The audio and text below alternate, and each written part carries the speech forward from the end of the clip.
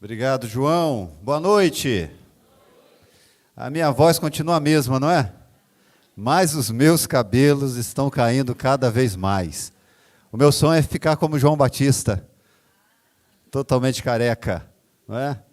Mas que bênção, queridos, estarmos juntos nessa noite, rever amigos mais queridos e mais chegados que irmãos, né? Aliás, vai fazer, né, 3 anos que a gente está fora da Ibacem. Mas sabe que a Elise não esquece? Interessante isso. Papai, quando você vai me levar na Ibacem? Aí, esses dias, ela me intimou, não é?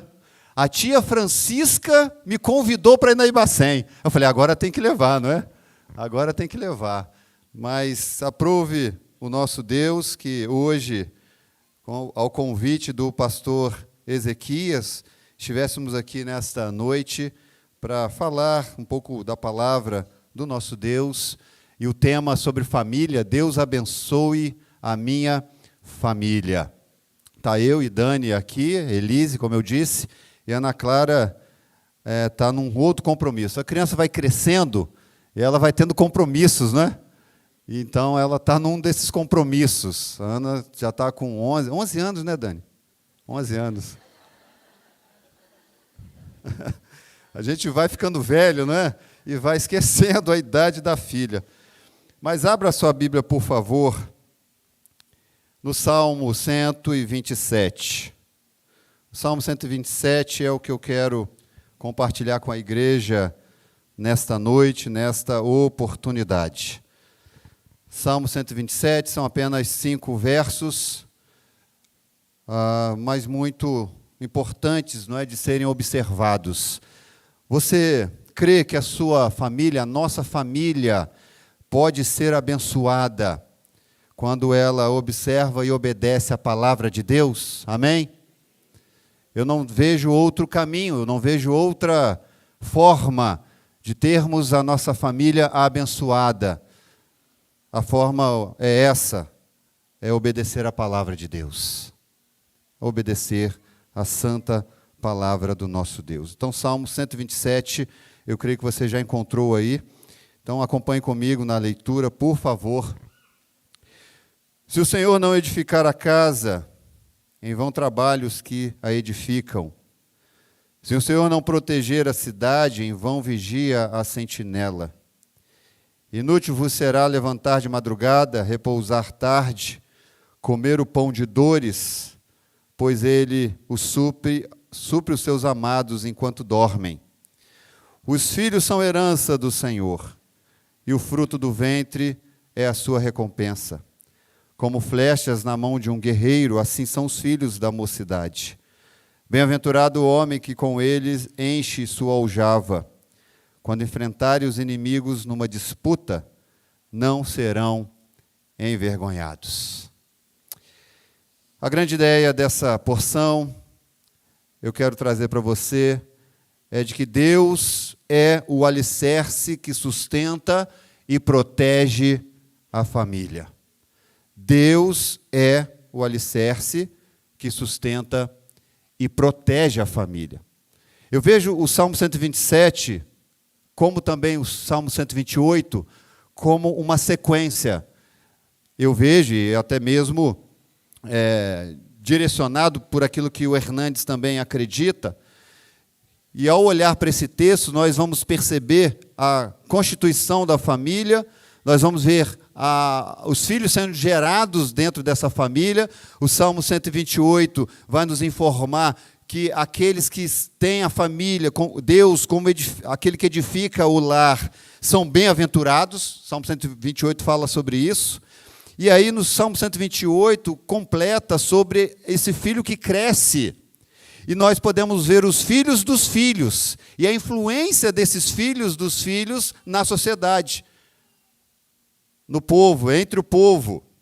Então, nós temos uma sequência, onde 127 trabalha sobre o casal, e vem os filhos, e depois os filhos dos filhos, concretizando no Salmo 128. Então, eu quero com você falar um pouco sobre, hoje, somente o Salmo 127. Você sabe muito bem que o livro de Salmos é uma coletânea de 5 livros, chamado de Pentateuco da Poesia. E o Salmo 127, ele faz parte da coleção de salmos chamados Salmos de Romagem, Salmos de Peregrinação, Salmos de Degraus. E vai do Salmo 120 até o Salmo 134. São os salmos considerados com esses termos que eu falei para você agora. Os judeus tinham 3 grandes festas ali em Jerusalém. E durante o ano, é predito pela lei de Moisés que os judeus frequentassem pelo menos uma dessas festas. E eles então saíam da Palestina, de todos os lugares, para poder irem até Jerusalém e participar de uma dessas festas anuais, que durava uma semana mais ou menos. E durante a caminhada, amados, eles eram peregrinos e na peregrinação deles, eles cantavam os salmos. Eles lembravam desses salmos. Eles entoavam esses salmos. Por isso, chamados salmos de peregrinação. E essa canção ajudava esse povo na caminhada a confiar ainda mais em Deus, sobretudo nos momentos de perigo que eles enfrentavam, sobretudo nos momentos de tristeza do coração, e eles então cantavam para lembrar quem era o Deus deles, para lembrar que Deus estava com eles. Por isso que o Salmo 121, por exemplo, ele vai dizer assim, o salmista: eleva os olhos para os montes, de onde me virá o socorro?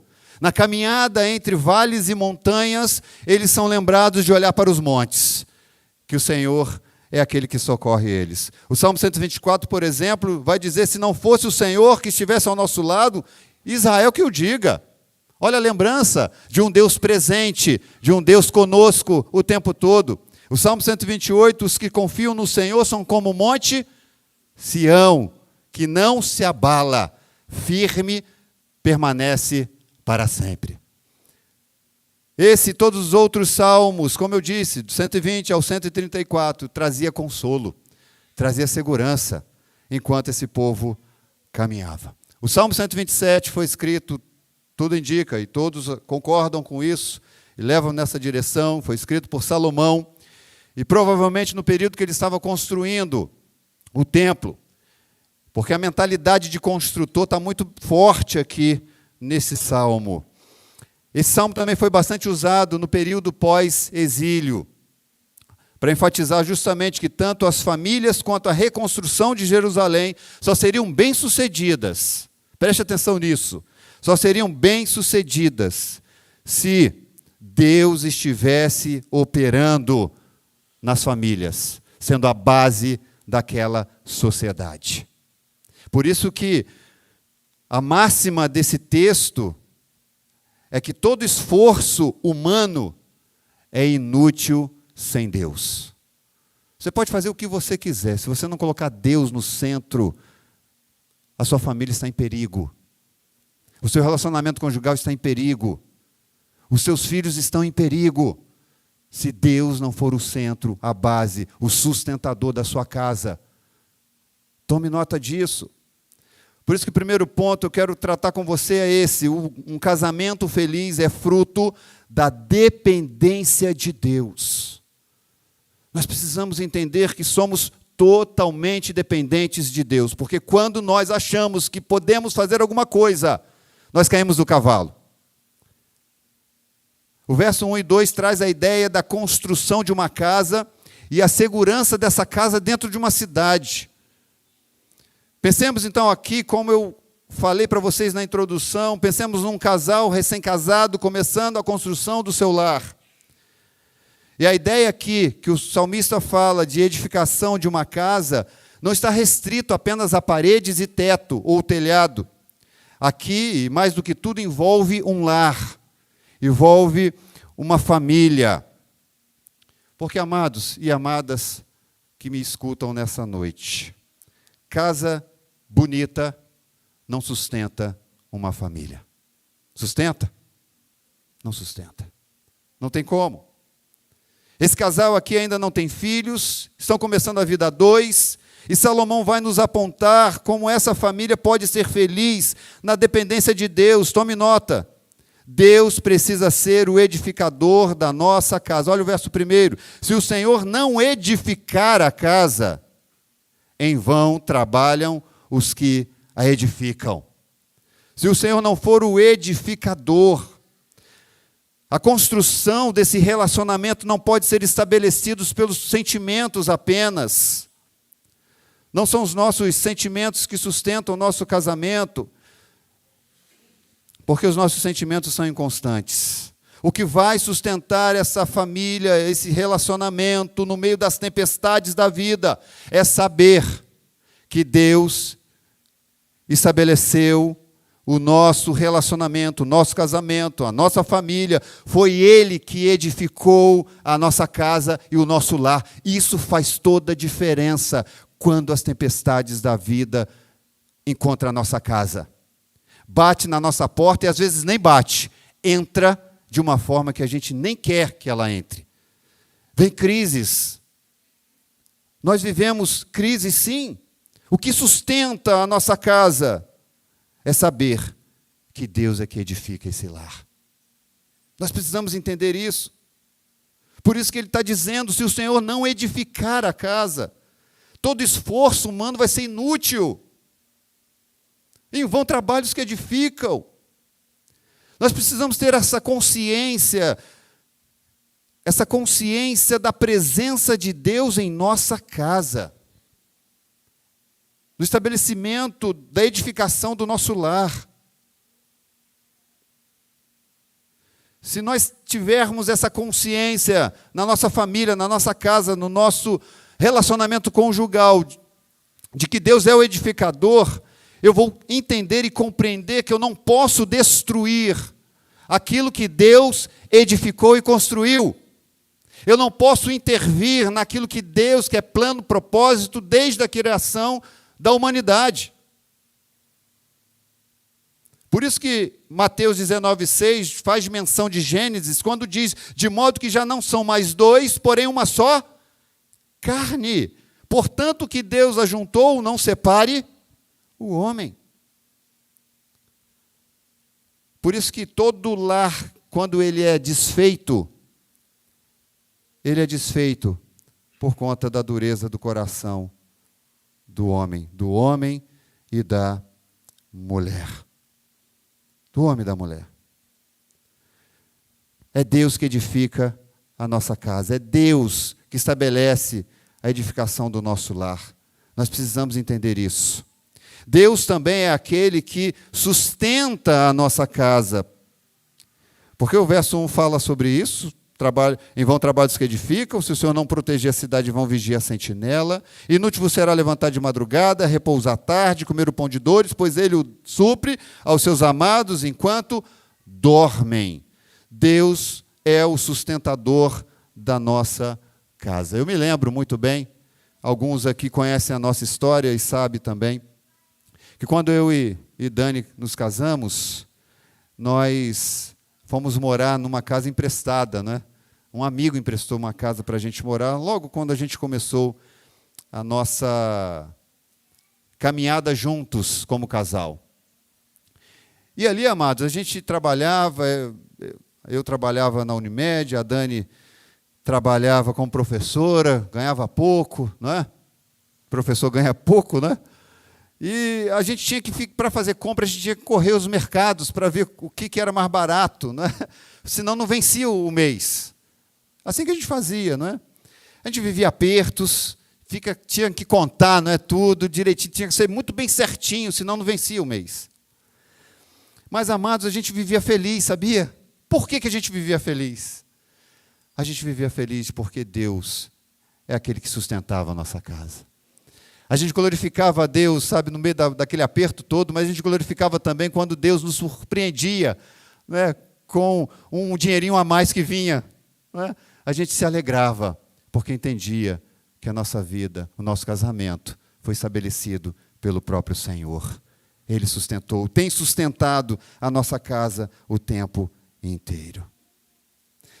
Ah, queridos irmãos, quando eu digo que Deus precisa ser o sustentador da nossa casa, da nossa família, eu não estou dizendo que nós temos que cruzar os nossos braços.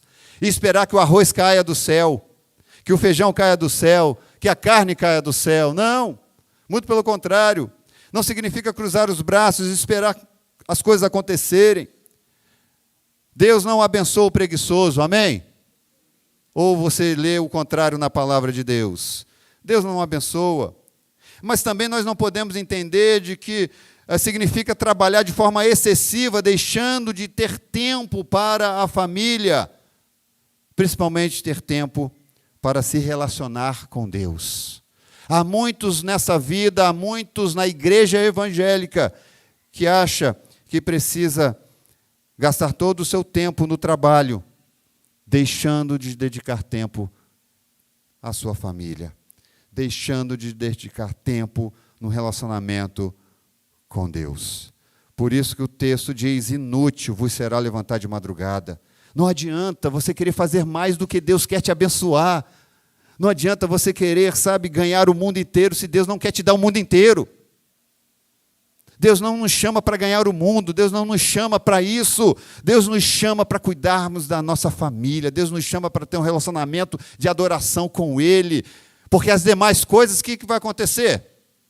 Ele vai suprir. Ele vai suprir. Há muitos que sacrificam a família por conta de uma loucura que precisa, dar tudo para o filho, para a família. Porém, amados, o tudo que nós precisamos dar para a nossa família começa com tempo para eles, com palavra de Deus para eles. E há muitos, infelizmente, que acabam, na correria para poder dar um conforto à família, se perdem nisso, se perdem. Não tem tempo para educar o filho, não tem tempo para dar amor aos filhos, não tem tempo para ter aquele carinho, aquele afeto necessário que os filhos precisam. Eles crescem sem isso. O cônjuge, um deles acaba absorvendo tudo, porque sempre vai sobrar para alguém. Sempre sobra para alguém. Construir casas, amados, dar presentes, o dinheiro pode bancar, mas estar presente na vida familiar, nenhum dinheiro pode proporcionar. Nenhum dinheiro. Os maiores recursos não são gerados enquanto trabalhamos, sabia disso? Porque o texto me faz crer nisso, mas enquanto dormimos. Porque ele vai dizer, o salmista diz, nesse verso 2, que o Senhor supre aos seus amados enquanto eles dormem. Enquanto eles dormem. Você consegue descansar nessa certeza de que Deus está suprindo a sua família, a sua casa? Que você não precisa ser negligente e preguiçoso, beleza, mas você também não precisa, achar que tem que fazer mais do que você tem que fazer. Porque alguém está sendo prejudicado, e muitas vezes é o nosso cônjuge, e muitas vezes são os nossos filhos, em todas as vezes, o nosso Deus não está recebendo a glória devida, o tempo devido. Quando Deus é compreendido como alicerce da família, o trabalho não é um rival contra Deus. O trabalho não é um rival contra a esposa ou o esposo e nem contra os filhos. Precisamos entender isso para este tempo. Por isso que a gente precisa sim se especializar, a gente precisa estudar com afinco, a gente precisa, ser um excelente profissional, enfim, se especializar, fazer tudo que tem que ser feito. Mas numa ordem ao qual Deus requer de nós, sendo Ele o fundamento da nossa casa, da nossa vida, sobretudo. Eu achei interessante quando eu preparei essa mensagem, uma frase me veio à mente, né? O seu cônjuge precisa da sua atenção e Deus requer a sua adoração. Adoração. Não negocie isso, de forma alguma. Então estamos vendo que a união de um casal ao qual Deus é o edificador Esse casal compreende que Deus é aquele que sustenta esse relacionamento, e agora a gente vê o fruto dessa relação. 3-5, Deus proporciona a chegada dos frutos do casamento. 3, os filhos são herança do Senhor, e o fruto do ventre é a sua recompensa. Como flechas na mão de um guerreiro, assim são os filhos da mocidade. Bem-aventurado o homem que com eles enche a sua aljava, quando enfrentar os inimigos numa disputa, não serão envergonhados. Vamos pensar nisso. Herança do Senhor são os filhos, o fruto do ventre, o seu galardão. Filhos são bênçãos. Sim ou não? São bênçãos nas nossas vidas. Traz alegria ao nosso lar, né? Traz contentamento, traz agitação, né? Naqueles momentos, sobretudo, que são monótonos. É bem certo também que às vezes você quer descansar, mas o filho está ali, né? Querendo a sua atenção o tempo todo. Eles são gerados no ventre, somos recompensados com eles no nosso lado, no nosso lar. Mas tome nota de uma coisa: os filhos não são nossos. Os filhos não são nossos. Nós precisamos entender que herança aqui, herança é o que você recebe. Você não trabalha para ter, porém aqui essa herança se refere ao Senhor. Os filhos são herança do Senhor, são dele. Por isso é necessário entender que os nossos filhos foram entregues a nós, para podermos cuidar, educar, proteger. Para quê? Para serem devolvidos ao Senhor, porque eles são dele. Eles são herança do Senhor, eles não são nossos. Não são nossos. Eles deverão ser devolvidos. E entender isso faz toda a diferença na criação dos nossos filhos, na criação do nosso lar. Entender que seus filhos foram entregues para serem cuidados e protegidos e devolvidos faz toda a diferença. Muda a forma como nós vamos criar os nossos filhos. Porque ao invés de nós deixarmos eles serem criados de qualquer jeito, ou serem educados pela mídia, serem educados pela tecnologia, nós temos um compromisso com Deus para cuidar desses filhos, dessas crianças.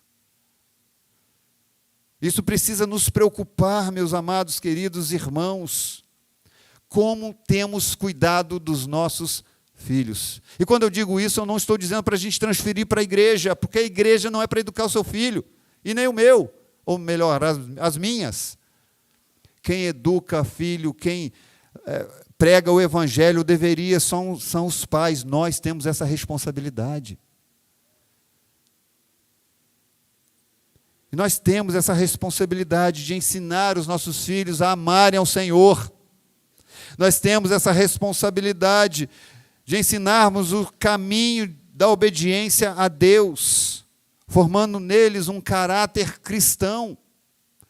Nós, às vezes, nos preocupamos por demais com a educação dos nossos filhos no sentido de que eles façam uma boa faculdade, que eles estudem na melhor escola, que eles sejam bons profissionais no futuro.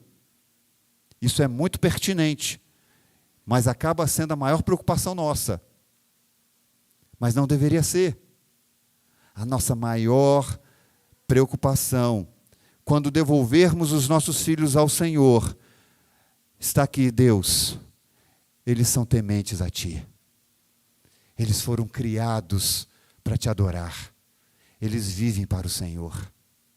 Essa é a maior recompensa que nós podemos ganhar nesse sentido. A eternidade tem sido ensinada aos nossos filhos, amados. Então tome nota disso. Os filhos não são nossos, você só está cuidando dele e dela.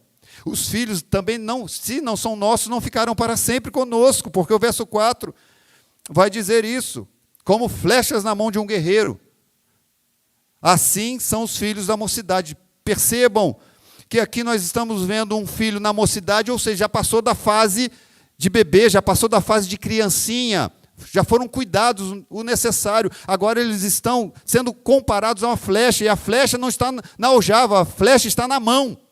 E o que significa isso? Muita coisa. Flecha na mão de um guerreiro significa o quê? Que ela vai ser lançada. Ela vai ser lançada. Eles não ficarão conosco para todo sempre. Amém. Nós até gostaríamos, alguns sim, alguns não. Mas Salomão vai usar essa linguagem aqui de guerra para ilustrar justamente isso. Esse personagem, esse guerreiro usando flechas. Por isso, olha só e tome nota disso. O próprio flecheiro carregava as suas flechas, porque ele tira da sua aljava. Ele tira da sua aljava a sua flecha. Ele não terceirizava essa função. É responsabilidade dos pais em carregar, cuidar dos seus filhos, carregar no coração, carregar no bolso, carregar nos braços. É nossa responsabilidade. Minha mãe não está aqui, não é, nessa noite, mas eu olho para a experiência dela conosco, eu sempre lembro disso. Quando nosso pai faleceu, não é, eu tinha 8 anos, minha irmã tinha 7 e meu irmão tinha 3 anos. E aí, na época, os irmãos dela, a família, os familiares, deram uma brilhante ideia e disse para ela: reparta os seus filhos, que cada um cuida de um. Porque ela não tinha condições, né? Meu pai não deixou nada para a gente. Disseram que ele tinha deixado um fusquinha, mas a gente nunca viu esse fusquinha. E a gente não tinha condições, a gente foi morar de favor mesmo, né? E aí, amados, a minha mãe ousadamente falou: eles são meus filhos, eles vão ficar comigo. Né? Eu vou criar esses filhos. E para a graça de Deus, ela nos criou. Estamos todos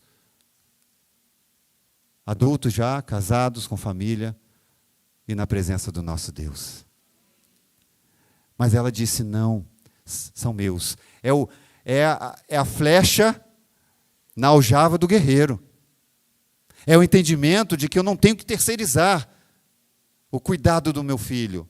Eu não tenho que deixar para a avó fazer isso, para a igreja fazer isso, para a escola fazer isso. Sou eu que tenho que fazer. Queremos ter famílias abençoadas, nós precisamos tomar posse da palavra de Deus, amados, em saber que nós somos responsáveis pela criação dos nossos filhos.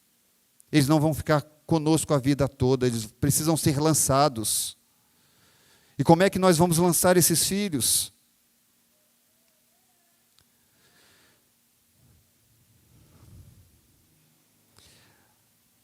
Esse lançamento também nos ajuda a entender que o guerreiro lança a flecha para um alvo. Ele tinha em mente um alvo estabelecido. Ninguém joga flecha de qualquer jeito, em qualquer direção. Ao pensar no guerreiro lançando a sua flecha, ele tem em mente acertar o seu alvo. E os filhos precisam ser preparados, precisam ser cuidados, precisam ser alimentados para um alvo. Eles precisam ser lançados para esse alvo. E qual é o alvo? O alvo é a glória de Deus. O alvo é para que eles vivam para Deus. Porque nessa sequência que nós estamos vendo, 127, e depois você lê em caso 128, dá um prosseguimento a essa família que tem Deus como alicerce, como sustento. Esses filhos são criados nessa família, a qual ela é bem-aventurada, porque ela caminha, ela é desenvolvida justamente com bases em Deus, para Deus e por Deus. O alvo, amados, a flecha lançada, nosso objetivo como pais, pensando em famílias que precisam ser abençoadas, é de que os nossos filhos precisam viver para a glória de Deus, para a glória do Senhor. Viverem para Deus, serem servos de Deus, para fazerem a obra de Deus, para investirem no reino de Deus. É isso. O Hernandes fala uma coisa muito interessante, que ele diz que o sucesso sem Deus pode se consumar no fracasso. O sucesso sem Deus pode consumar no fracasso. Nós temos visto isso acontecer com muita frequência. Homens, mulheres, meninos e meninas tendo diplomas nas mãos, nas suas faculdades, mas que não vivem para a glória de Deus. Infelizmente, muitos desses passaram pelas nossas igrejas, não é? Viveram entre nós, mas não se estabeleceram. É isso.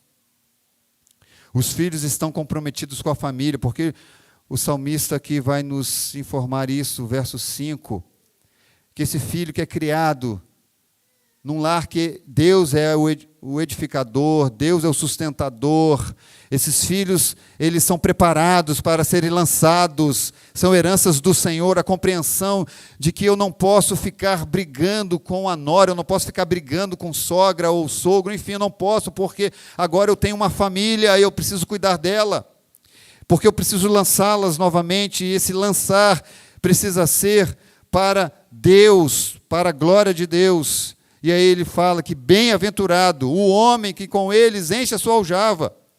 Quando enfrentarem o inimigo numa disputa, eles não serão envergonhados. Os filhos que compreendem isso são filhos comprometidos com a família, são filhos que cuidam também dos pais, são filhos que cuidam e honram aquilo que nós temos na lei do nosso Deus, na lei do Senhor. Muitas flechas na aljava significa ter como combater o inimigo.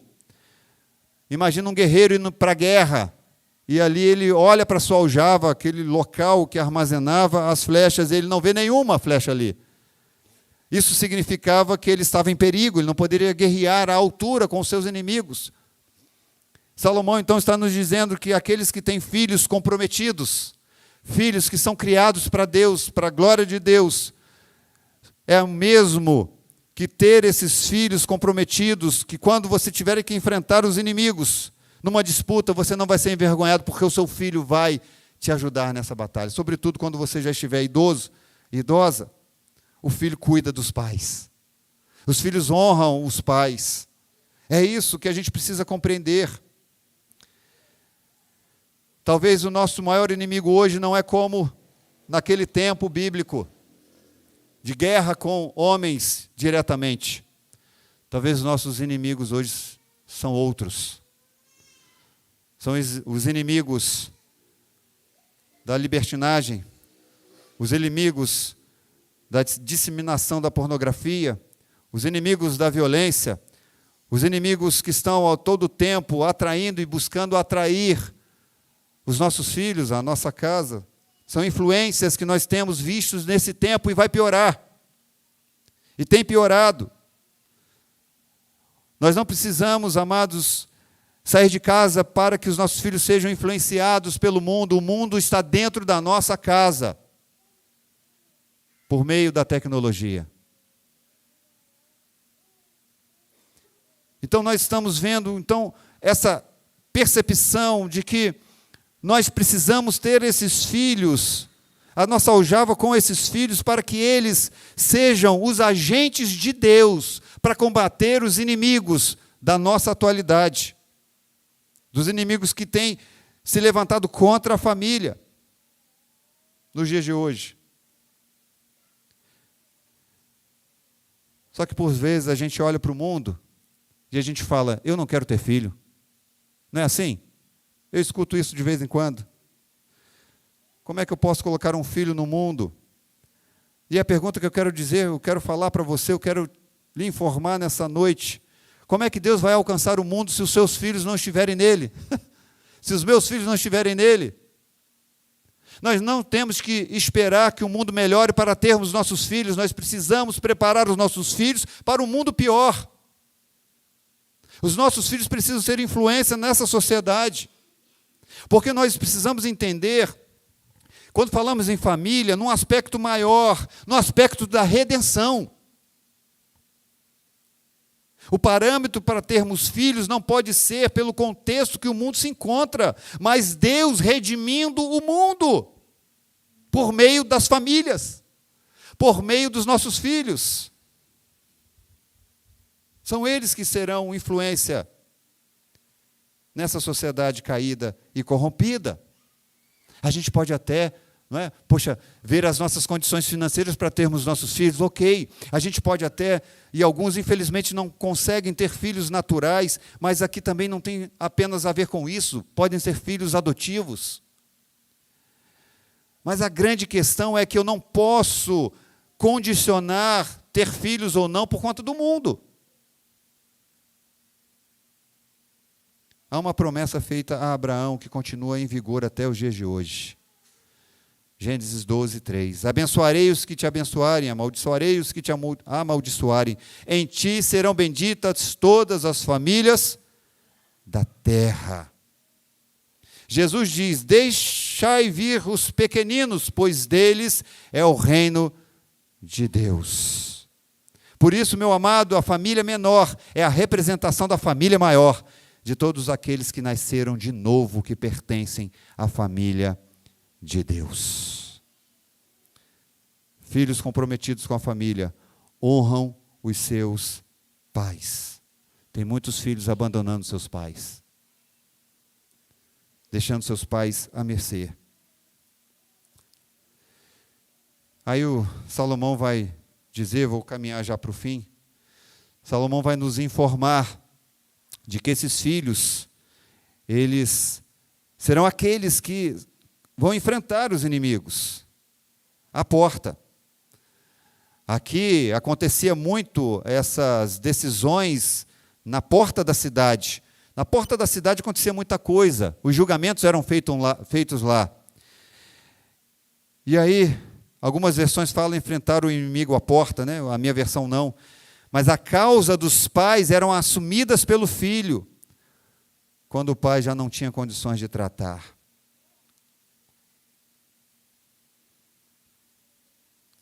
Embora os filhos casem, constituam família, mas os filhos precisam continuar honrando o pai e honrando a mãe. Êxodo 20, versículo 12. Honra teu pai e a tua mãe, para que se prolongue os seus dias na terra, o que o Senhor teu Deus te dá. E esse mandamento foi replicado, né, no Novo também, pelo Senhor Jesus, na mesma proporção. Queridos, isso tudo me faz pensar no ideal de Deus, de famílias que sejam unidas, de famílias que se amem e se protejam. Você tem isso como valor na sua casa, na sua família? O cônjuge protege o outro cônjuge? Os filhos protegem os pais? Há harmonia nesse sentido na sua casa? Se não há, precisamos rever. Precisamos olhar para a palavra de Deus. Como é lindo olhar isso aqui, esse texto, ver um casal que começa a sua caminhada a dois com Deus como alicerce, que trabalham, mas ao mesmo tempo dependem, confiam no sustento do Senhor. Os filhos são gerados nesse contexto e por isso abençoam os seus pais. É lindo isso, e é possível isso, quando levamos Deus a sério, a família a sério, a palavra de Deus a sério. E talvez você possa pensar, poxa, mas eu nunca tive isso como direção para a minha vida, eu não fui criado dessa forma. Isso é o barato do Evangelho, é isso, porque você pode começar hoje. Você pode começar a desenvolver uma vida, uma família edificada em Deus, hoje. Você pode influenciar o seu filho hoje. Essa é a boa notícia que o Evangelho nos dá. Jesus Cristo nos proporciona isso. Voltar ao passado a gente não pode, mas a gente pode buscar fazer com que o presente e o futuro sejam diferentes da forma como fomos criados ou como já criamos alguém. Por isso, entenda, para a gente ir embora para casa, algumas aplicações. Nós somos peregrinos caminhando para a Nova Jerusalém. Isso precisa ficar claro no nosso coração. Assim como os peregrinos naquele tempo olhavam para esses textos, para esses salmos, e caminhavam para Jerusalém, para as festividades, assim eu e você estamos caminhando, peregrinando, cantando salmos e hinos, louvando a Deus, adorando esse Senhor maravilhoso, domingo após domingo, quinta após quinta. Nós somos peregrinos nesse mundo, caminhamos não para Jerusalém, lá de Israel, mas para Jerusalém celestial. Por isso que precisamos compreender que Deus é o nosso refúgio e fortaleza. socorro bem presente na angústia, e que tudo que fizermos aqui sem a mão de Deus, sem a mão dele sustentando as nossas ações, será em vão e será inútil. Você é um peregrino e depende totalmente de Deus, amém? Nós somos peregrinos. Deus, segundo Deus, precisa ser colocado em primeiro lugar em nossas vidas, em seu casamento, em sua família. Não negocie valores terrenos com valores eternos. Não negocie isso. Eu quero falar isso para você nessa noite. Você tem cuidado do seu casamento? Você tem investido no seu relacionamento conjugal? Porque não adianta querermos ter famílias estruturadas, famílias abençoadas, se a gente não está investindo no cônjuge. Se nós não estamos investindo uns nos outros, ou um no outro. Seu tempo com os seus filhos, como é que está isso? Você tem tido oportunidade de ministrar o coração do seu filho, da sua filha? Não esqueça que você está preparando esse filho e filha para o Senhor. É herança do Senhor. E estabeleça obedecer ao único que pode trazer sentido ao seu coração. Porque nesse mundo, a gente quer sair obedecendo todo mundo, né? Mas às vezes a gente esquece que o maior que precisa ser obedecido é Deus e a sua palavra, né? É Deus e a sua palavra. Não que você não tenha que obedecer à hierarquia, ao seu chefe, não é nada disso. Mas temos que obedecer, sobretudo, o nosso bom e perfeito Deus. Eu quero, para terminar mesmo, usar uma fala de um pastor que foi chamado para ouvir um irmão, um certo negociante. Eu quero trazer essa ilustração para os nossos corações nessa noite. Um pastor foi chamado ao lar de um certo negociante para dirigir um culto, e na ocasião do enterro de sua filha. Ele havia prosperado nos negócios, mas o seu lar era inteiramente mundano e sem Deus. Estavam somente o pai enlutado e o amigo mais íntimo deste ali, e cada um de um lado do caixão. E repentinamente o pai começou a falar, como se estivesse sozinho. A nossa vida é vã. Tanto eu como você temos gasto a nossa vida procurando prazeres e bem-estar, acumulamos durante a semana todo o dinheiro possível, passamos todas as noites de sábado jogando e gastamos nossos domingos passeando de carro, desfrutando os prazeres da sociedade. Pusemos em primeiro lugar o clube, o banco, e o meu filho me desonrou com o seu casamento. E agora, a minha filha faleceu. E ele chega a uma constatação. Há um único lugar para se criar uma família. Ele coloca em uma igreja cristã. O único modo de se empregar bem o dia do Senhor é adorando ao Senhor com os filhos na casa de Deus. Com o dinheiro, o vinho, o jogo, a dança, a farra, todos os finais de semana, eu arruinei a minha família. A gente não sabe qual é o resultado de uma vida tão inútil e desregrada, senão quando é tarde demais. Mas agora eu sei. Mas agora eu sei. Não deixe a sua família se afundar para você constatar que você poderia ter feito diferente. Não permita que os seus filhos saiam de casa, não porque você está enviando para o alvo, para a glória de Deus, mas sai por rebelião. Não espere chegar a esse nível. Para refletir sobre a sua casa, sobre a sua família, sobre o seu tempo, sobre o que vocês têm feito, sobre o que nós temos feito dentro dessa temática chamada família, para que não seja tarde e a gente venha constatar: eu poderia ter investido mais, eu poderia ter amado mais, eu poderia ter falado que amava mais. Sabe disso? Às vezes a gente perde tanto tempo com tanta coisa, a gente não diz que ama o cônjuge, a A gente está perdendo tempo quando não fazemos isso. Não passeamos com a família. Tire um tempo para passear com a sua família, meu amado. Tire um tempo. Faz bem para a alma, faz bem para o coração, faz bem para a família.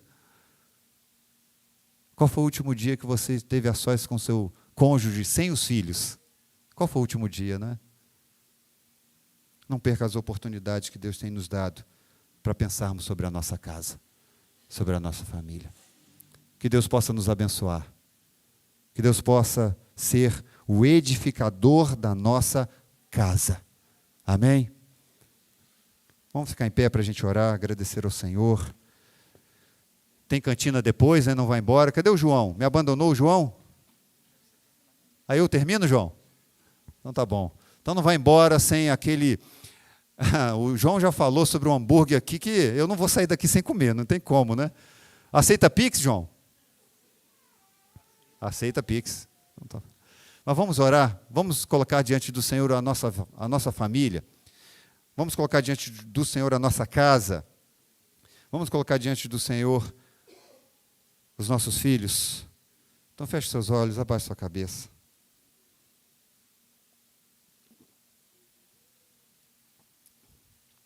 Ó Deus, como é precioso pensarmos, ó Deus, sobre a família que o Senhor estabeleceu. A família é criação divina, é o Senhor que estabeleceu, meu Deus. E nós te damos graças porque aqui nós estamos em família. Se, ó Deus, nós ainda não temos famílias constituídas, mas, ó Deus, todos nós fazemos parte da família do Senhor. Agora, ó Pai, um pedido que nós fazemos a Ti é que nos ajude na nossa família, cônjuge, filhos, que nós possamos, ó Pai, pensar como temos dedicado neste tempo em prol da nossa família. Temos colocado o Senhor como aquele que é o edificador da nossa casa, é o sustentador, ou nós temos nos preocupado por demais em querer fazer aquilo que só o Senhor pode fazer, porque o texto diz que o Senhor nos dá enquanto dormimos. Ó Deus, nos ajuda, Pai.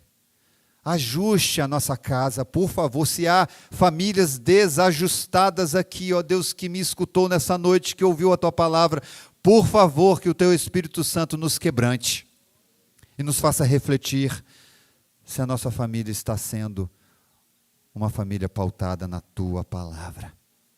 Ajuda-nos, somos totalmente dependentes do Senhor. Por favor, em nome do Senhor Jesus. Amém, amém e amém. Deixa eu fazer uma coisa que, da última vez que eu estive aqui, eu não pude fazer, por conta da pandemia. Vamos terminar nos abraçando? Pode ser? Ou aqui ainda não tem essa prática? Então fala assim, a sua família é bênção. Fala para o seu irmão. E dá um abraço, né? Deus abençoe a sua família. Abençoe vamos abençoar uns aos outros. Deus abençoe a sua casa. Deus abençoe a sua família. Eu vou estar ali à porta